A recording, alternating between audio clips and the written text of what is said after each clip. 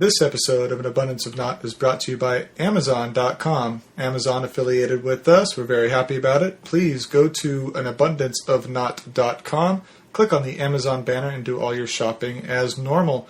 Bookmark for ease of use. We appreciate it. And TLDRgamer.com. When you don't have a whole lot of time to read the gaming news and just want the brief excerpts, visit TLDRgamer.com for the core info. Thank you to them for the hosting and bandwidth for our podcast. Enjoy the show.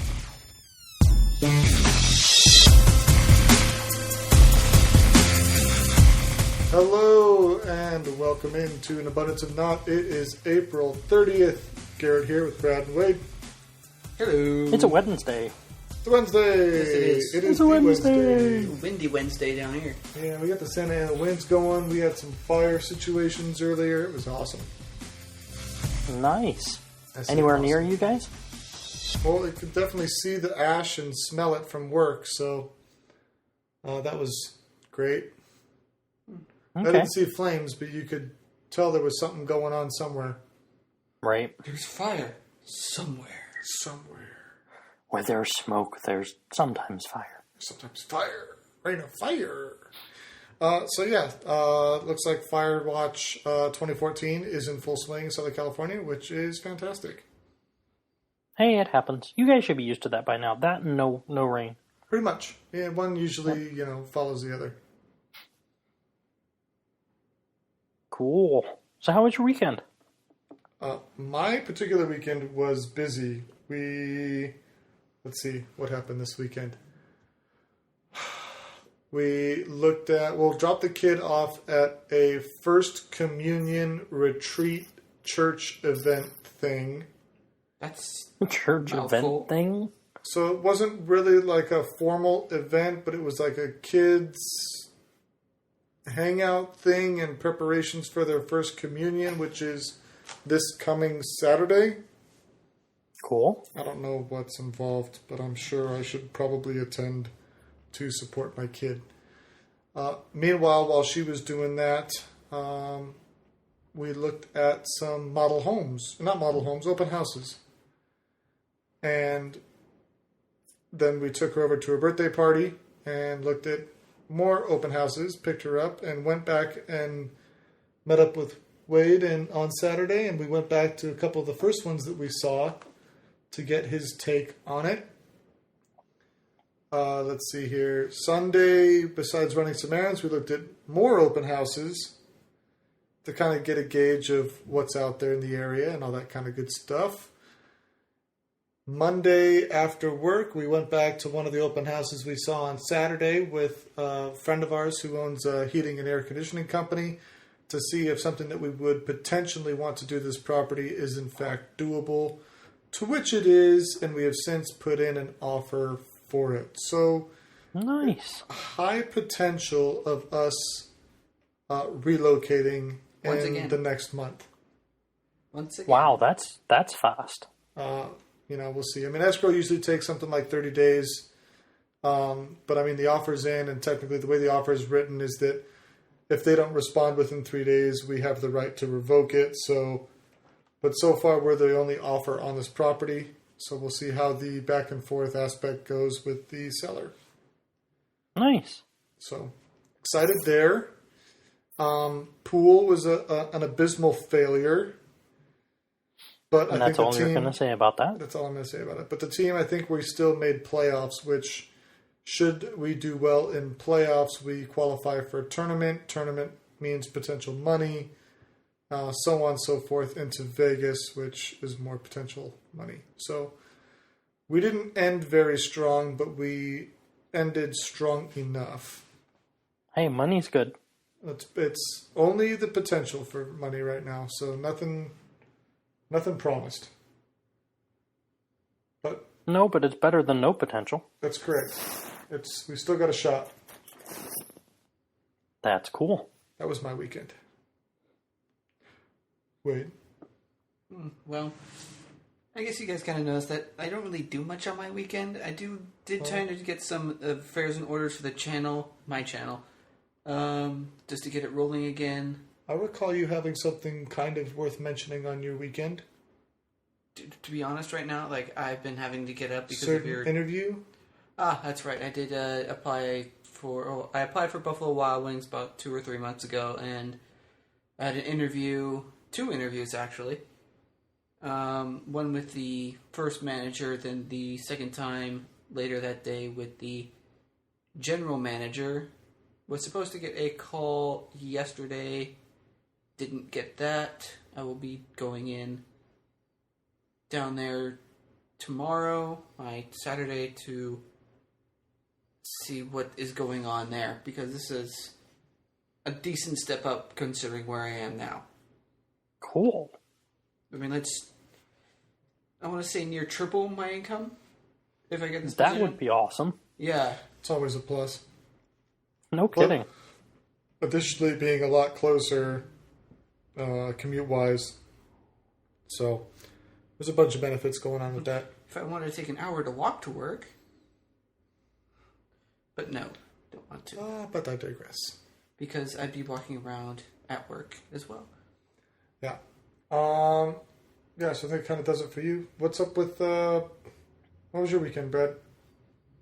My weekend was pretty good. It was the second last weekend for indoor soccer. Okay. We're going, this coming weekend will be the last weekend for that, and then we're going to outdoor soccer immediately after the spring season starts. So, And is that managed and run differently, or is that still the everybody? No, it's plays? still the everybody wins. We used to have that when our beginning years of baseball. Well, yeah, you do it when at young, formidable years, just so that everyone has a good time. But once you get to a certain point, the competitiveness takes over, and you've got to have a winner and a loser. Yeah. That's the way it Yep. is. Failure builds character, and without failure, you don't know what you can need to change. As we've talked about previously. Anyway, continue. Yes. Last week I was working in Chicago, and towards the end of the week, my lovely wife and children came up to join me. So we hung out Friday after I finished with work. We hung out in Chicago for a while. Went and saw the Museum of Science and Technology. That was... We got there towards the end of the day, so we didn't get a chance to go through everything, but it was still a pretty neat experience. They had some cool stuff there. Nice. And then, I guess it was when we were getting ready for the boys' soccer game. Yeah, it was our week to provide snacks for one of the boys' teams for after the game, and so we were walking through the grocery store, getting snacks for their team, and a random guy stops us in the middle of the store and goes, "Hey, you guys doing anything tonight?" Not with you. Well, we're not swingers, so let's just set that straight right now. Not really. And he goes, "Look, I got some tickets, 4 tickets to the local basketball game, and I can't go. Do you want them?" We're like, "Sure, why not?" So I've never actually been to see a basketball game, so we got free tickets. They weren't awesome seats, but they were pretty good seats. For free, they're great. Free, yeah, exactly. They were free seats, so they were absolutely awesome.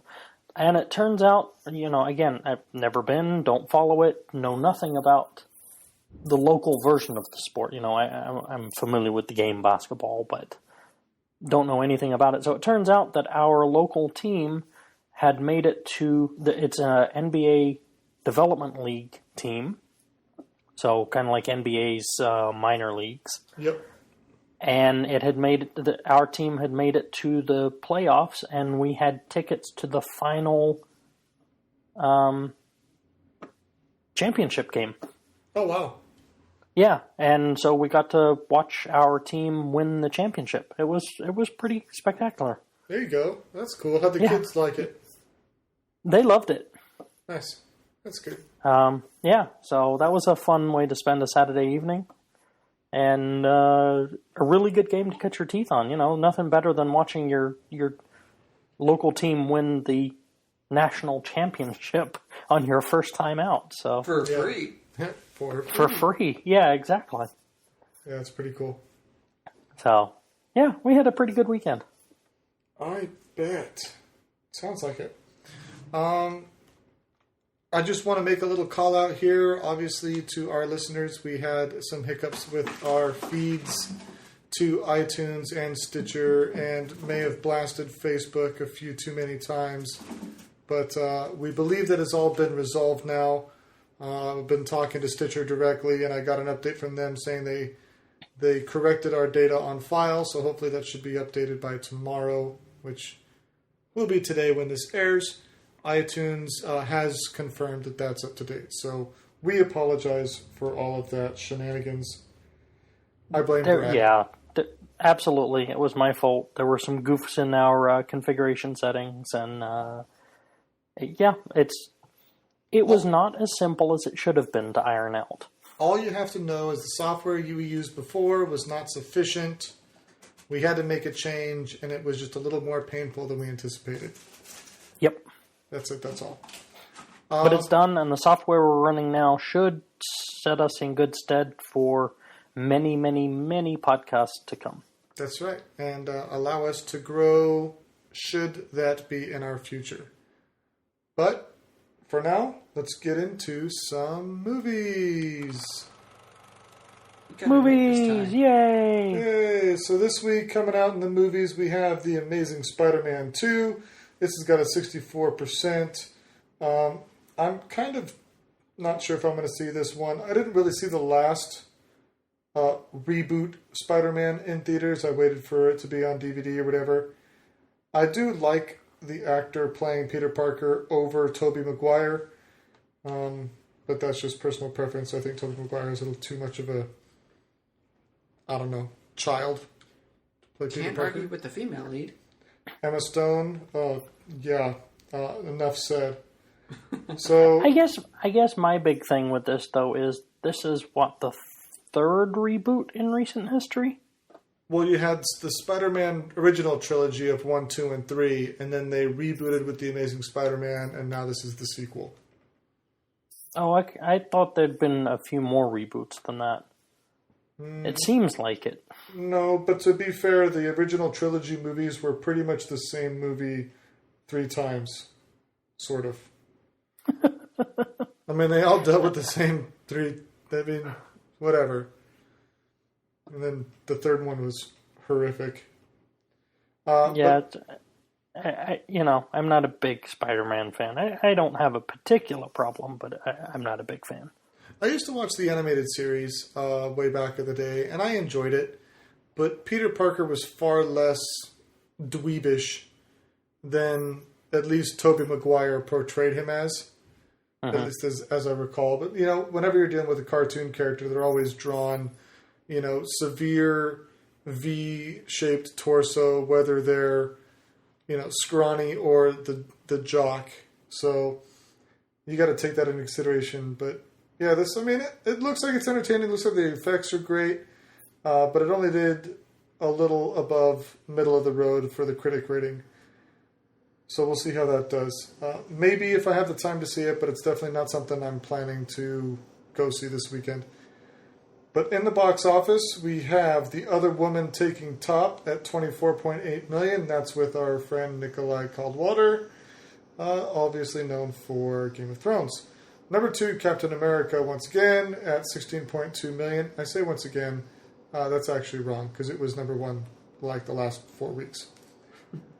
Number 3 is Heaven is for Real. That pulled in 14.4. And number 4 is Rio 2 at another 13.9. Honorable mentions this week is Brick Mansion, which was the Paul Walker movie. It pulled in 9.5 million. And The Quiet Ones, which was the horror flick, pulled in 3.9. What was that one movie that, Something Above Lies Below, or... I don't know. There was one, I've been really wanting to see it. I saw a trailer for it, and I was like, alright, this looks pretty good. It's a horror movie, but I can never remember its name. It's this group go into, the catacombs of Paris. and crazy stuff starts happening. I don't In know. the catacombs? I'm shocked. Yeah. No, like Because that sounds like a good idea. images of their past start showing up, and Sounds like they ate some shrooms or something. Jeez. like I can never remember the name. But so I'm not sure. Review if I can figure it out. Yeah. Well, search it, go see it, come back and talk That's to just us. the point. I've been trying to search it. I don't know the name. Yeah. It's annoying me because I'm like, oh, this looks like a good horror movie. I don't know what it is. Dang it. It was so horrific. That portion of your memory is just blanked out. That's right. Your brain refuses to acknowledge it. It's like, no, we're not going to go see that. No. Yeah, I heard there was a movie way back when. It was a horror flick called Fear.com. Oh, I think I have that actually. And I heard that it was only in theaters for like a week, and they dubbed it or claimed it too scary to keep in theaters, so they pulled it really quick. Although, looking back on it, it was probably just because it didn't do well. And they I just have yanked it. it. Marketing stunt. It was not that scary, at least for me. I was like, all right. So people are, well, I'm not going to spoil it for you. Go watch it. Yeah, Be no. a judge. Comment. Tell us if you thought it was scary or not. Yeah, great. Anyway, let's move on to some news.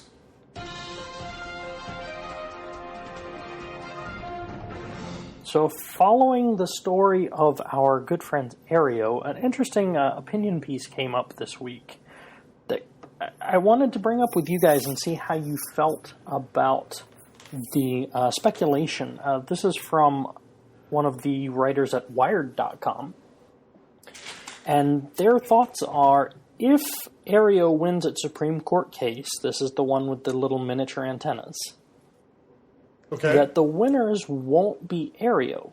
It will be not necessarily Netflix, but something along the lines of Netflix. And the speculation is, if Aereo wins and clears the way for this whole micro antenna scheme, who better to pour the money into making this work really well than Netflix? I mean, Okay. they already have the money to do their original series. You know, they've got House of Cards and Orange is the New Black. And they've got the huge library of movies and TV series that are no longer on air. It would just seem to be a really awesome fit for them to also sell you, access to antennas that give you current live TV as well.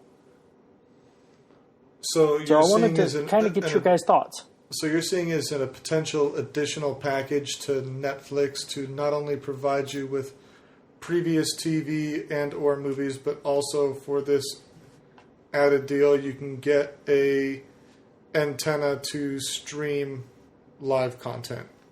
Yeah. Not necessarily stream. Streams may not be the right word, but more or less stream. Well, Pick yeah, up the broadcast. pretty much. Yeah. I mean, definitely they've got the fan base to take advantage of it. I just wonder how... I guess I'm still slightly confused on the functionality. So if I subscribe to Aereo per se, assuming all goes legit, right.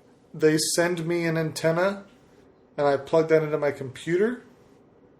No, It's they a host digital- the antenna at their... It's a digital Warehouse. rights. Okay. It's... And you access it through your iPad I or almost your said- I almost PC said or three whatever. bad words. What's that? I almost said three bad words that have the abbreviation of DRM. Oh, well, I'm glad you brought that up. You suck. I hate you sometimes. Okay, so they manage the antenna and the antenna count, and then you would more or less log into their system to Correct. select the channel you want to watch at that time and watch that particular show. Yep. Yeah, I'm right on board where Netflix, all they need is an additional button at the top to be able to say, okay, live TV now, and it tells you what show is playing at what time, and you click to watch it.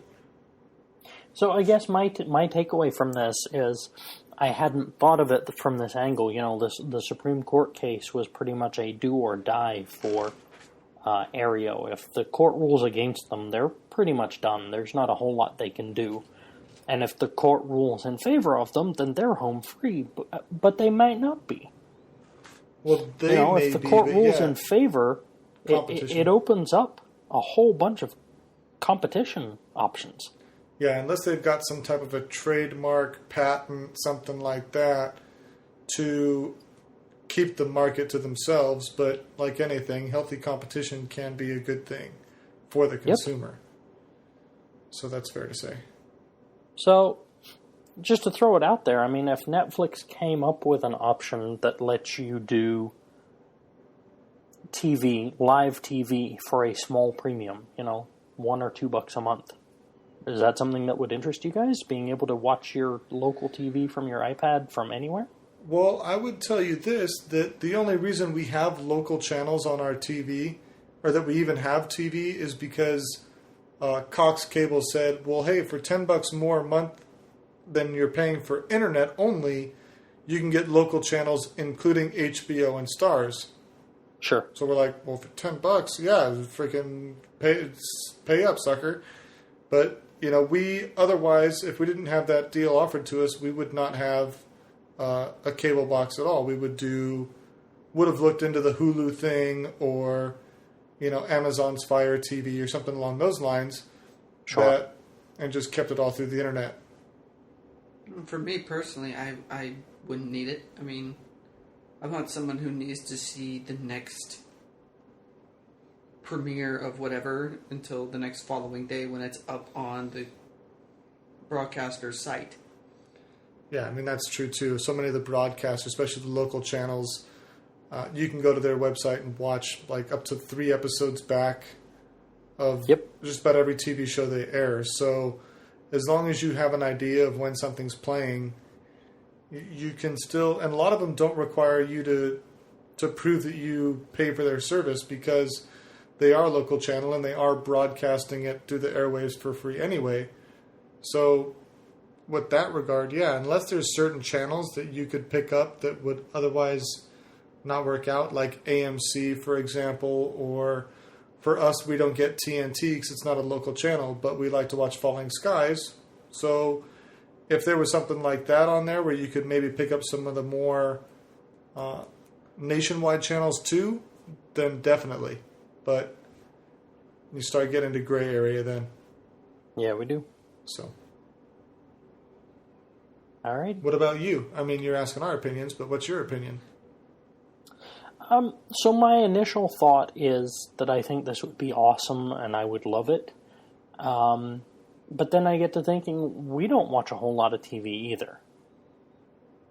So you like the business aspect, but you don't necessarily see it usable for you. Yeah. There are a couple of shows on broadcast TV that we like. But again, like you say, you can either pick them up over, regular rabbit ears, or most broadcasters have the ability to watch the last episode or two on their website. From a technology standpoint, I think it's awesome. I think the court should find it legal. I think this is the way forward to start moving everything online, or at least jointly online, have the option of watching online. But, I think it's cool, but I'm not sure that I would need it either. Sure. Well, I mean, we were talking last week, I brought up the whole HBO and Amazon partnership, so things are definitely moving to the internet media option. It's just a matter of how far, how extensive. And I think it needs to go all the way. I don't think we need to necessarily kill terrestrial TV or even cable TV for that matter. Not everybody wants to get their content over the internet. Some people like the traditional model, and that's fine. I think you should have the option. I think for the most part, I might be interested. I might actually be interested in having a cable subscription if it meant, for a reasonable price, I can watch my shows online when I want to, rather than a traditional cable consumption. But they don't allow it. And, you know, we don't watch that many shows, and I'm not home often enough to use it. Sure. The kids don't watch a whole lot. My wife watches even less. It's like, you know, we want to watch what we want to watch when we want to watch it, and they won't provide that option, so we're not interested in paying. Thanks. Yeah, exactly. Agreed. Moving on. Well, I guess it's my turn. Yep. Well, in order for me to tell you this story, we actually have to go a bit back in time. Back to when the Atari 2600 was the home console of choice. So, Wasn't it pretty much the only home console of its time? your choice wasn't to it around either... the same time as the Commodore? It was probably Commodore right 64? around. Yeah, I mean, I think they were right on top of each other, but definitely Atari was pretty well known. A particular movie known as... Yes, I know I went from games to movies. We're going to bridge the gap here. Known as E.T. Keep up, guys. Keep up. Yep. Yep. It's E.T. I think we've all seen it. Some I of have us- not. Some of us horrified by it. Some of us are Really? retarded and haven't seen it. Brad. That would be me. This is going to be a whole new story of how you were horrified by E.T. But nevertheless, within the wake of this famous movie, Atari, the company, made the game E.T. for, of course, the Atari 2600 The console. first video game. How'd that turn out for him? Well, it's ended up or supposedly ended up in a landfill in New Mexico. Okay. Well, of course, this became a That's tale. an urban legend. It became a tale, became a legend, became myth.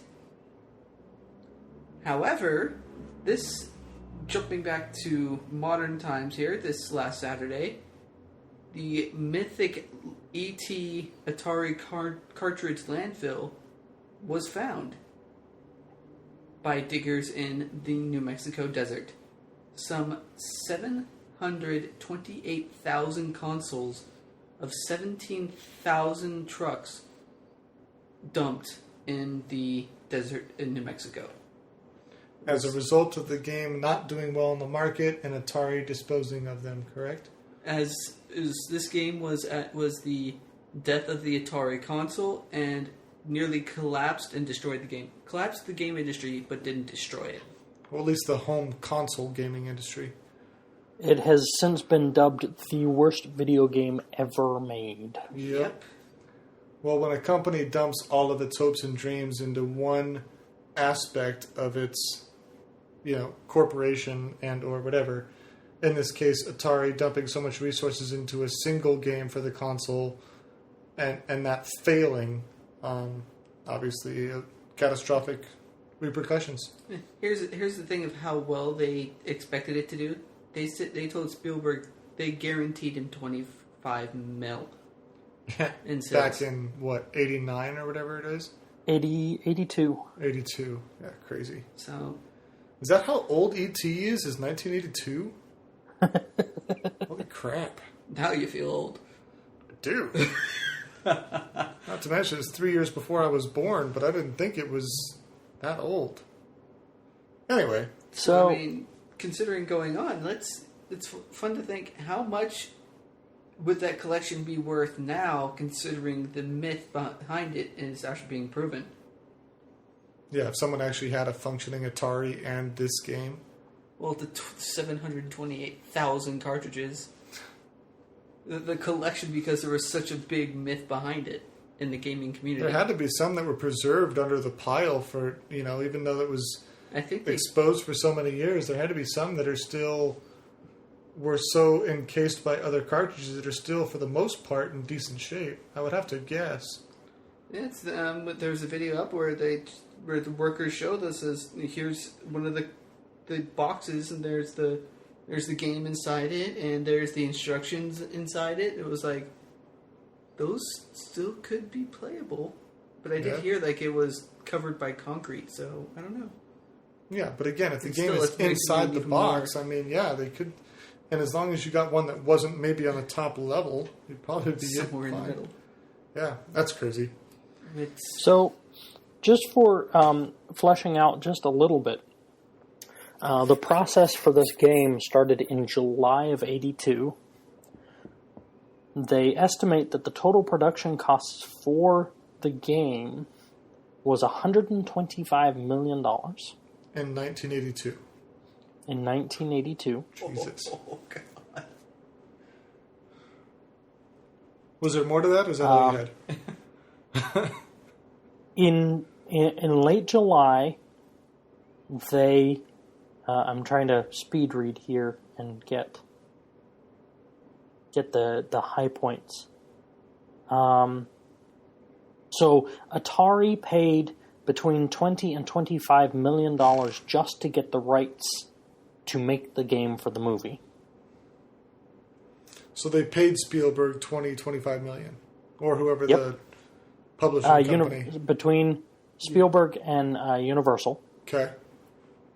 So the programmer was hired at the end of July in '82 and was told that he needed to have the game completed by September 1st because they wanted to ship for Christmas. And I don't know how long it would take to make a game back in '82 with the limited processing powers and whatnot, but at the same time, not only is it limited processing powers on the game side, it's the same way on the programming side. So, Yep. Interesting. Well, according to this, the programmer had spent 7 months working on a game called Yar's Revenge and 6 months on Raiders of the Lost Ark. So 6 to 7 months for a game, and he was given... Two. No, he was given one. He was given August. It was the end of July, and he was told to be done by 1st of September. So he was given, 5 weeks to make a game. Ooh. And they dumped $100 million into this venture.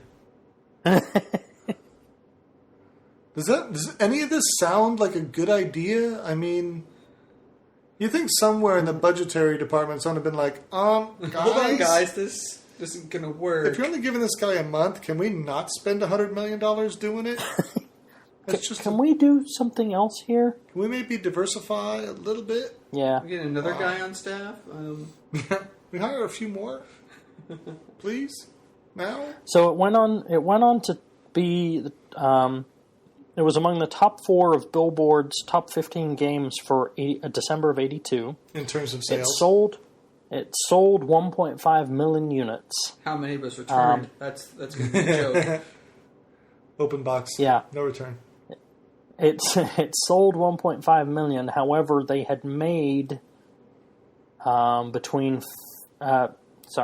rather than just doing the math here, they had between 2.5 and 3.5 million cartridges that never sold.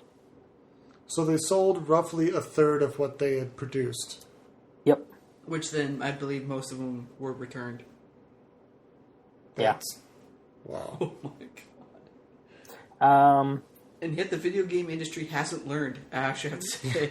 They keep making games based on movies and they keep sucking. They're still terrible. A JCPenney employee mentioned that the game was discounted originally. It was discounted 5 times over the selling life of it. It originally retailed for $49.95, and before they pulled it for shelves, it was less than $1. What? Okay, so let's just... This has to be said. And of the 4 million cartridges produced, 3.5 million were sent back to the company. There you go. So it has to as be said. As unsold inventory or customer returns. They literally could not give this game away. Yeah. Wow. That's how bad this game is. They grossed $25 million in sales, which means the net loss was $100 million. Yeah. And yet They made their money back from paying Universal and Spielberg, and that was it. Yeah. That's awesome. Morons. And yet Atari is still actually a game company. Yeah, they still going. produce games. They just don't do consoles. How? How are they still Someone probably another company bought it and used the probably. name and stuff like that. You get that a lot. Like, for example... Yeah, I wonder if it's even the same Atari. Yeah, like the Indian motorcycle that has, like, a whole heritage around it has been owned by, like, 4 different companies now throughout its quote-unquote life. Because people want to buy the name because they know the name has value. Atari is the same way. Atari's been around forever, that if current Atari were to go bankrupt, someone else would buy it and... Try to use the brand name. We'll use the brand name, but restructure everything else and try to make a deal of it. Anyway. Yeah, okay. So, very quickly, the original Atari was founded in 1972. It went defunct, closed its doors in 1984. Anyone want to speculate why? Well, I'm going to guess not $100 really sure. million deficit. Yeah, as a direct result of the North American video game crash of 1983. Yeah, the one that Atari caused. Like I said. And then they were restarted in 1998 as Atari Interactive, which is a division of Hasbro. Yep, so Hasbro Company bought Atari. Which is the one we know today. Yep. So, yeah. Holy hell. Well, we've been talking a fair amount of legalities so far today, and let's jump into one that's kind of a gray area, but definitely picking up a lot of social and cultural momentum, and not for good reasons. Have either one of you been following the Don Sterling Clippers situation? I had a little bit of conversation with the coworkers, but as far as I know, he said something that he shouldn't have when he was being recorded when he didn't know he was. I haven't really been following it, but I am familiar with the story and have looked into a couple different aspects of it. Keep in mind, for those who don't know, this is the guy who used to own the Clippers. He still owns it. Well, not very soon anymore. Well, you can't force someone to sell something they own. Well, the NBA league is banning him for life. Yes. So he's kind of forced to. The story that is going on, and I've some of this is hearsay and some of this is researched, but apparently Don Sterling has an estranged wife and then his now girlfriend, whether it's mistress, however you want to call it. And apparently, while within the confines of his own house, talking to his girlfriend, unbeknownst to him while being recorded, he made some racial comments. And I think one of them at least had to do with he didn't want his girlfriend posing with Magic Johnson for some type of a photo shoot. But this is not his first public awareness issue with racism. He has been accused of discrimination towards having tenants of different races to houses that he owns to rent out. He has been accused of not hiring people of certain ethnicities and or age, whether it for the Clippers or previous companies. But this situation pretty much is that his girlfriend recorded him saying what he should be allowed to say in his own home, and then leaked it to TMZ, which then blasted across pretty much every known media there is, and now he is being banned from attending any Clippers events and potentially that's a word, potentially any NBA event thereafter. But he is still technically the owner of the Clippers. Now they're actually fining him $2.5 million. This guy's actually like a billionaire, so he's like dropping the bucket. Yeah, when you own a sports franchise, you're making money. So there's a couple of things here that kind of stood out to me. First of all, what he's alleged to have said is racist. Mm-hmm. But that's not illegal. It's Correct. stupid. But it's not illegal. Correct. I guess we come down to, again, it seems to me that this is a free speech versus exercising a free speech. I'm allowed to say what I think, what I believe. However, yelling fire in a theater is not a good idea. Correct, but if you yell fire in the confines of your own home, what's the big deal? But the fact that he was recorded and then that was blasted out. Which I hear is illegal, actually. I hear that it's supposed to be illegal for you to give a recording of someone to the media when they did not know they were being recorded. Yeah, if they don't have consent. That's possible. That was going to be my next point. Boom, I'm psychic. First of all, you know, what he did is stupid but not illegal. However, what she did, I'm assuming the house is in California? I would imagine so. What she did is illegal in the state of California. California is what's known as a two-party state. That is, the two people that are being recorded both have to give consent to be recorded. There are plenty of states that are one-party states. That is, you know, as long as one of us has agreed to it, the other one doesn't even need to know. Okay, but so California let me stop you right there. Not that. Let me stop you right there. Do both of you agree to be recorded right now? No. Yes. Okay, good. Fine. Wade's all that matters. Yeah, no. Bradley, and especially when doing a podcast, you know, were this to be prosecuted, I would imagine it would be thrown out as you're recording a podcast. You didn't know you were being recorded? You're an idiot. Exactly. You're recording yourself. And you claim ignorance. Wait a minute. Yeah. But you know, in this case, California is a two-party state. So there's so many different aspects of this. So first of all, what he is alleged to have said is not illegal, but it is stupid. Correct. That being said, he is the member of an organization, a private organization, that has its own bylaws and code of conduct that they are allowed to enforce how they will. They can kick him out of the NBA if they want to because it's their club. Yeah, but I don't know if they can force him to sell his franchise or not. I'm not sure about that. I heard somewhere, and this is hearsay, it's not substantiated. Maybe one of our fact checkers can check on this, those lovely interns. But I heard that if 3/4 of the other owners vote to kick you out, then you are forced to sell. Yeah, but how does that work if you're a sole owner of a franchise? And I don't know if he is or he isn't. I think there is at least one other part owner in there, but I don't know the percentages.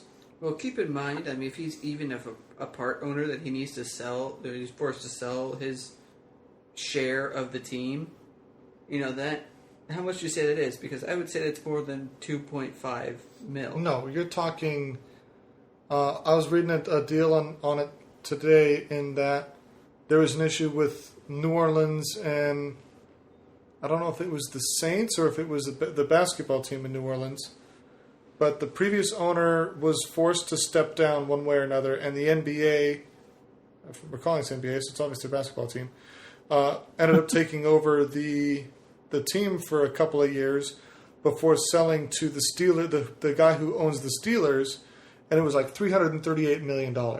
Yeah. So, yeah, they're fining him $2.5 million. Well, are you fining me, or are you just going to force me to sell it to you? Because I'm just going to recoup that cost tenfold. Yeah, like... So, supposedly according to paragraph 13 of the NBA Constitution, the NBA owners have the right by a 3/4 vote to revoke ownership if an owner fails to fulfill a contractual obligation in such a way as to affect the NBA or its members adversely. So, if the other owners, 3/4 of the other owners vote that he has adversely affected the NBA as a league, they can actually force him to sell his team. Okay. Now, here's another side of this, and this was brought to my attention today, which was like, light bulb, duh. If you're someone who believes a certain way in regards to race and believe that your race is either better or at least that a different race is inferior, such as, in this case, a white versus black thing, why would you buy into a business that is predominantly the race that you feel unkindly about? I try to be as diplomatic with that as possible, but that was oddly politically correct. I know. I tried really hard because I noticed this is a really touchy subject, obviously. Yeah, it's I'm trying to go but like if you're a white supremacist, why would you buy into something that has predominantly black participants? The only way I can see that is he's purchased this team and he's kind of saying, haha, I own you, as if it's going back to a slavery standpoint? Slavery thing is, I own these people, aka the Clipper team, and so it's probably how he looked at it, if that is the way you're going. That's definitely an option. Now, here's another aspect, too. I mentioned earlier that Don has had a history of racial issues legally. But I'm sure all these guys that are on the Clippers were smiling happy when they were signing their contracts. But now all of a sudden this whole issue comes out in the news, and I'm sure they're right on the bandwagon putting him down. You know, they're not standing behind him saying, well, he has the right to say whatever he wants. Oh, and by the way, he signs our checks. I'm sure they're on the, the lynch mob side of things going, yeah, he's in the wrong here. Oh, but by the way, keep writing our checks. Thanks. That was a whole other thing that actually kind of annoyed me. I saw images with members of the crowd, fan base, whatever you want to call it, waving not pictures, but signs of, no bigotry here, kind of voicing their opinion. And to me, I think it's like, okay, people, you're coming to a basketball game. Put your self-righteousness away. He's not going to be here. He's not going to show his face for a while. So if he's not. So people are buying tickets after this has come out in the news to go see the basketball team and waving signs that's owned by the bigot that they're trying to protest. So they're paying him to protest inside of the building that he runs the team out of. Because that makes a lot of sense. I know. Well, but it's a fine line to walk. If you're disagreeing with him, you don't want to cut off the guys on the team. It's not their fault. Agreed. But again, this is not Don's first stint of racial issues. So why is it all of a sudden this big surprise? Now, I read an article today that was Kareem Abdul-Jabbar spoke out on this matter, and he has been a political rights activist for many years. He supported Muhammad Ali's effort to not go into the draft and not go overseas and fight in wars. And he came out and said that what he said right? Obviously not. But should he be allowed to say what he needs to say? Kind of. But the bigger issue here is not what he did, but like you said, Brad, is what the girlfriend did. We've been criticizing the NSA for taking our data, recording it, and more or less holding us accountable for it. His girlfriend goes out and does the exact same thing, but what are we hung up on? We're hung up on the cultural issue of his racism and not the rights issue of her injustice. And that was kind of the completion of the thought that I started before, and we got off on a little bit of a tangent. What he did, I don't agree with, I don't support. I think it was a stupid thing to do, but it will probably be found protected by free speech. He's entitled to have his opinions no matter how wrong I think they are. That's not illegal. However, her recording of the conversation is. Yep, and agreed. That's something that, hasn't really been covered. I agree with you there. We've been focused on the horrible backwardness that is his alleged racism, and, I agree it should be decried, but it wasn't illegal, and what she did is. Yeah. No, the other side of that coin is he's not being prosecuted legally. He's just being penalized by the organization that he's associated with. Which actually is understandable. When he joined, when he joined the NBA or had his team join the NBA, there are certain expectations, and he's joining a private club, and that club is allowed to have its own rules and make its own decisions. And he has violated, although what he's done is not illegal, he has violated one of the rules of the organization to which he is a member, and they are entitled to kick him out. Yeah, but only because the girlfriend recorded it and leaked it publicly. Which will, in my opinion, make for an interesting legal challenge should he choose to. If it is found that she made the recording illegally, I'm not sure how the NBA will handle that, because in a court of law, that would make that evidence inadmissible, and they couldn't consider that. Yeah, exactly. How's the NBA going to handle this, this information that now they're technically not supposed to have? Yeah, exactly.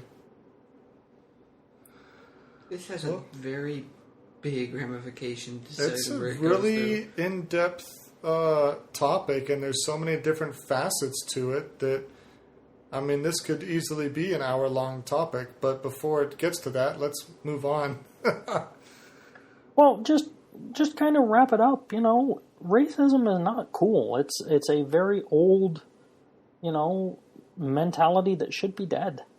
I agree, but the problem with the world, and especially our country, is that the tables have turned full circle, if not more so.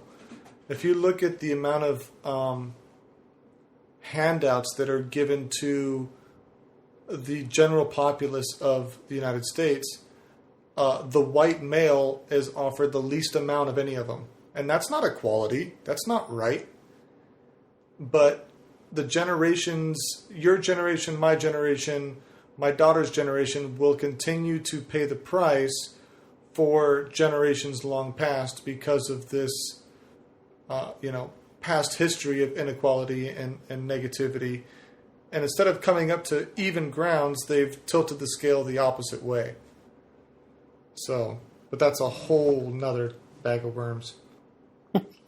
We could literally go on for hours. We could. This is, yeah. This could be that whole creation topic versus religion debate, or creation versus religion. Yeah, science versus religion. Creation versus evolution. Yeah, there you go. That one. Yeah, that one. So, yeah. Well, while we're on the subject of legal issues, let's just keep on rolling here. Alrighty. We have talked before. We've covered the states that are trying to make Tesla's life difficult in their direct sales approach. Okay. Just a brief recap. Most states have a dealer protection law that, essentially sets up the relationship between the auto manufacturer, the auto dealer, and the consumer as almost a sacred, relationship of how this has to work. And Tesla does not work that way. They do direct sales. You buy directly from the factory. Tesla doesn't have dealers. Yep.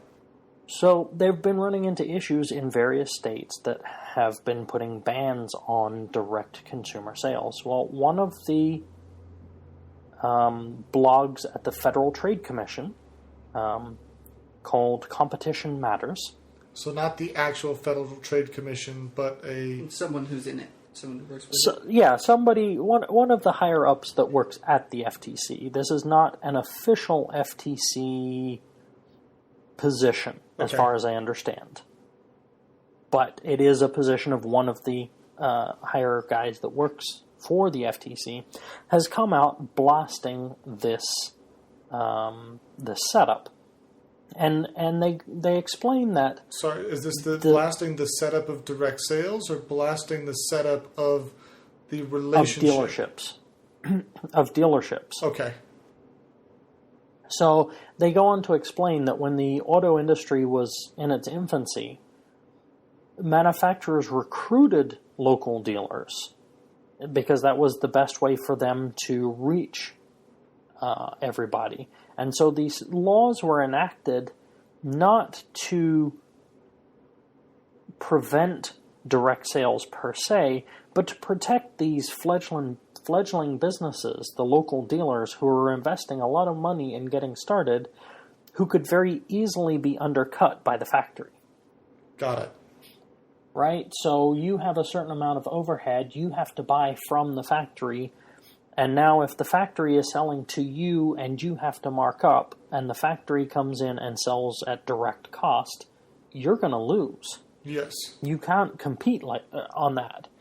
And so that was the basis for where these laws originated. The thing is, with Tesla, it doesn't even apply. They don't have dealers to protect. Yeah, they only sell direct. Yeah. So they're using a tool that was supposed to protect them in earlier stages as now as a weapon in modern times. Great. Yeah. Thanks, guys. Yep. Way to bite the hand that feeds you. Yeah, but it's just like Brad said. I mean, the laws were enacted to protect the dealerships so that the manufacturers couldn't undercut their own dealerships, but because Tesla doesn't have dealerships, there's no one for them to undercut. Mm-hmm.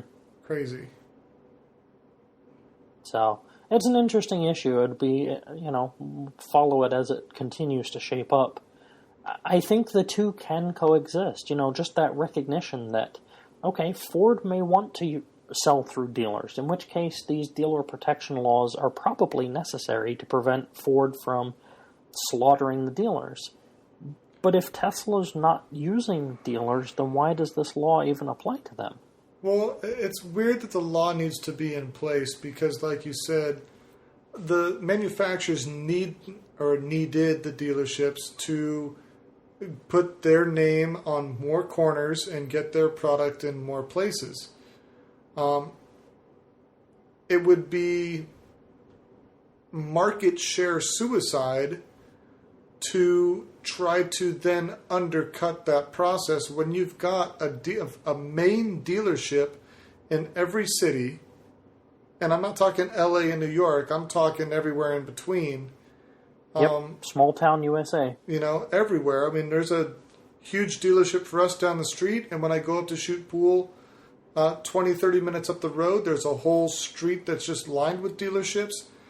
So you've built this network of distribution, and then to just say, yeah, you know what, guys, we'll just deliver the cars to the clients' houses, and we'll see you later, and process everything online. Yeah, I mean, it's doable, and you can still compete, I guess, but having those dealerships in the corner is almost free marketing too, because you've got the big signs, you've got the cars everywhere. I don't know. It's a interesting topic to get into. Absolutely. But yeah, if you don't have dealerships that you have to protect, then there shouldn't be an issue. Ford dealerships aren't going to be undercut by Tesla motors. Exactly. So. And it just seems like a fear-mongering reaction. Maybe that's actually the case. Maybe Ford or the big manufacturers, Ford and GM and Chrysler, recognize that Tesla is onto something here, that their cars are good, and they are afraid that they're going to have to go head-to-head. Yeah. Well, unless they come out with a car that can compete head-to-head, there's no point. Agreed.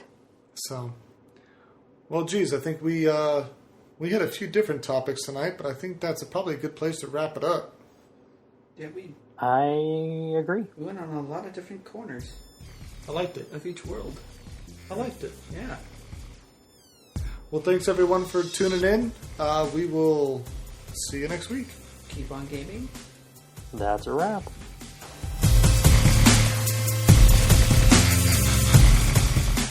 We here at Abundance of Naught do appreciate you listening in and would also appreciate you sharing us with your friends via the Stitcher Radio app and also iTunes.